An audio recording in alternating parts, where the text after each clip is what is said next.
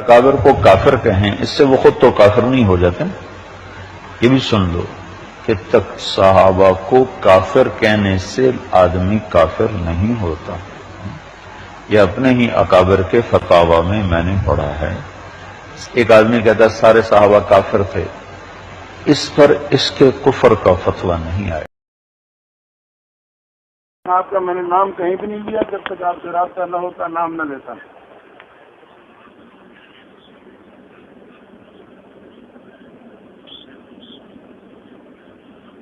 بس اب حضرت یہ ہے کہ آپ برائے مہربانی اپنی عاقبت کو سوچتے ہوئے مولویوں کی ضد میں نہ پڑیں.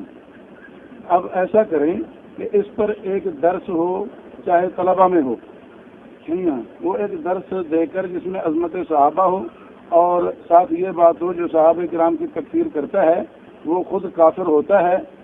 اور یہ مجھ سے بھی ہو گیا تھا کہ میں بھی یوں کہہ بیٹھا تھا. اس طرح کا اعتراف اس میں ہو، آپ کی شان میں کوئی کمی نہیں آئے گی.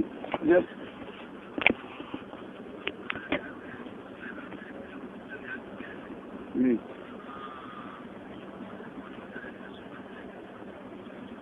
جی جی جی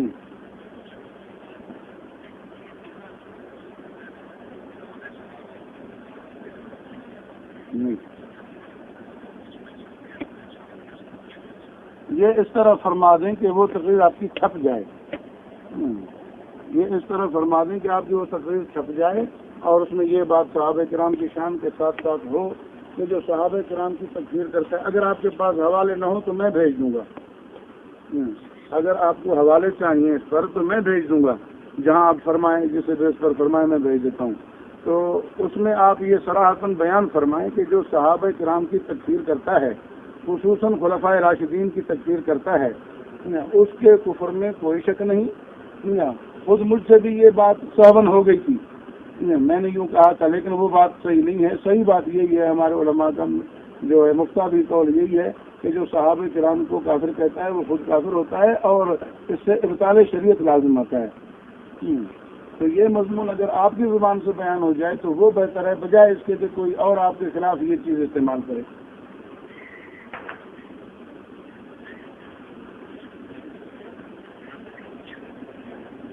نہیں، چھاپنا آپ کے ذمہ نہیں ہے.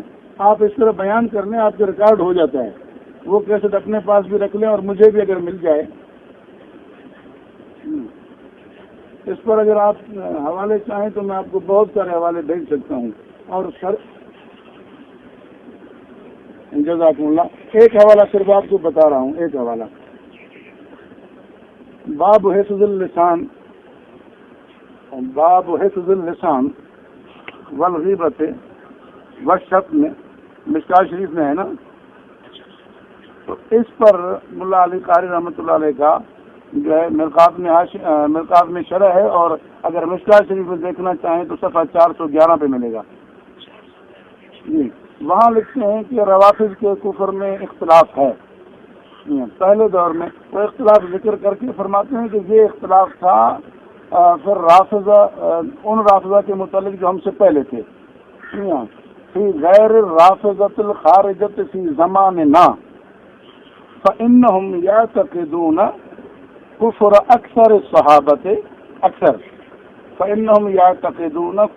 أكثر الصحابة فضلا عن سائر أهل السنة فهم كفرة بالإجماع بلا نزاع. تو وہ کہتے ہیں کہ صحابہ کرام کی اکثریت کو، کیونکہ روافض کافر کہتے ہیں اور سب کو نہیں کہا، حالانکہ کہتے ہیں ان کے کفر میں کوئی نزاع، کوئی اختلاف نہیں ہے.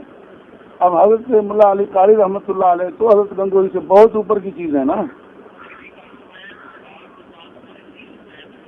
اور اسی طرح شفا میں ہے کہ نقطع بتکفیر کل قائل قول یتوسل به الى تضلیل الامت اور تکفیر اکثر صحابہ. تو حضرت ہمارے ہاں مفتابی قول تو علماء کا یہ ہے کہ صحابہ کرام کی تکفیر سے ابطال شریعت لازم ہوتا ہے اور یہ کفر ہے.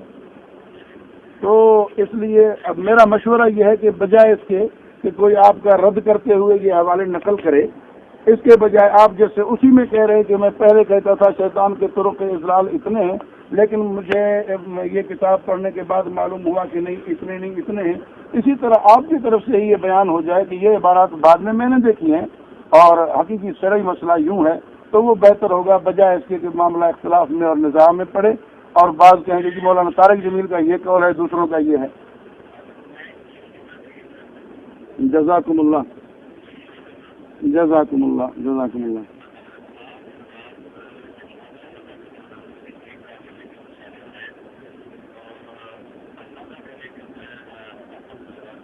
خصوصاً تبلیغی جماعت کا تو سارا کام ہے ہی صحابہ کرام پر موقوف۔ وہی میں یہی سوچ رہا تھا کہ وہاں جا کر یہ بات عرض کروں اکابر تبلیغ سے کہ یہ کیا ہو رہا ہے جی، آج تک تو یہی محنت تھی کہ صحابہ کرام کی زندگی کو آگے رکھا جائے، اب یہ کیا پیدا ہو گیا کہ بھئی صحابہ کرام کی تکفیر کر کے بھی آدمی مسلمان رہ سکتا ہے؟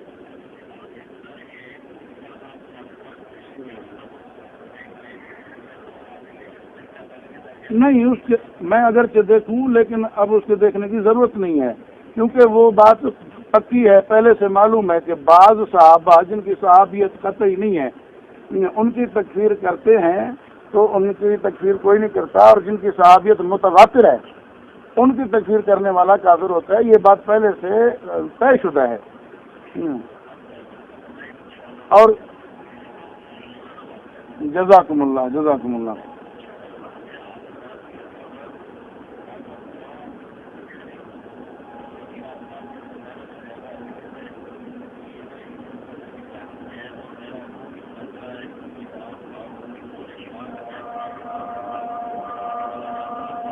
میرا خیال ہے اس قول شاذ کو بھی آپ وہاں بطور عذر بیان نہ کریں تو بہتر ہے، بس یہی، ہاں اس کو آپ بیان ہی نہ کریں اور یہ فرما دیں کہ بھئی یہ بات غلط ہے، مجھ سے ہو گئی تھی اور بعد میں نے یہ اقوال دیکھے ہیں، اور آپ دیکھ لیں شفا کا بھی یہ مقام دیکھ لیں اور اس کا۔ جزاکم اللہ۔ میرے پاس چلتے چلتے بھی پہنچے گی، اور اگر کسی کے ذریعے جامعہ حیدریہ پر آپ رجسٹری کروا دیں تو بہت بہتر ہوگا، کسی اپنے خادم کو کہہ کر جامعہ حیدریہ خیرپور سندھ، بس میرا نام ہو اتنی بات کافی ہے۔ مجھے حقیقت یہ ہے کہ بہت تکلیف تھی، لیکن اب میں جب تک آپ سے ملوں نا اس وقت تک کچھ کہہ نہیں سکتا تھا۔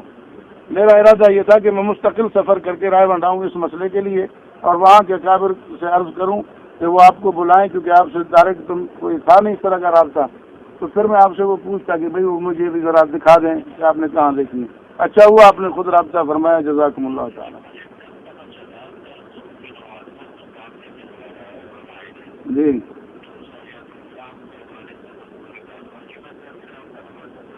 جی جی، جزاکم اللہ۔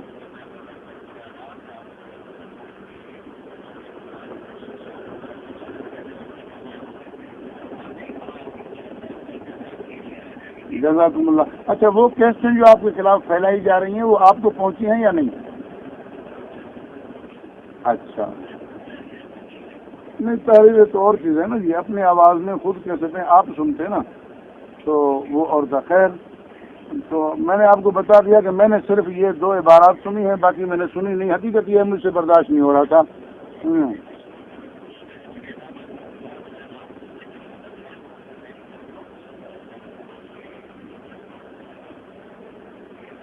بس باقی عبارات جو انہوں نے ذکر کی ہیں اس میں ڈاکٹر عبد الواحد صاحب نے یا بولی نواز صاحب نے، وہ سب اس سے کم درجے کی ہیں،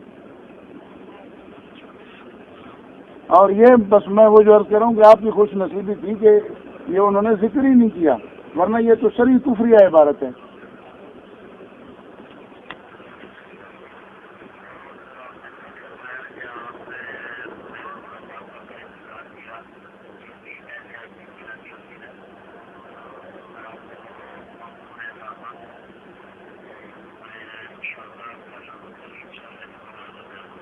جزاکم اللہ. یہ نمبر آپ کا ہے؟ اچھا صحیح. ہاں کبھی ہو سکتا ہے کہ رابطہ کرنا پڑے.